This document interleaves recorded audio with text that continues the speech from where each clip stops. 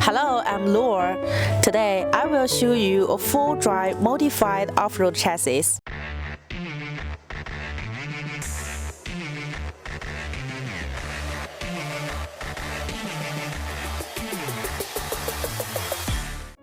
This six-wheel drive chassis uses off-road specific tires, front-mounted winch.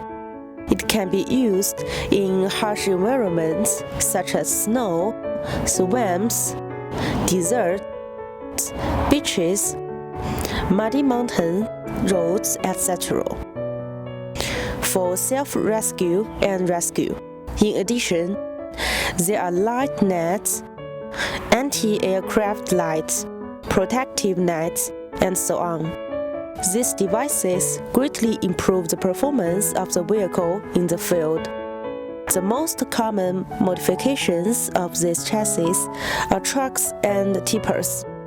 It can also be converted into water trucks, tanker trucks, fuel trucks, vans, grid-type trucks, and so on.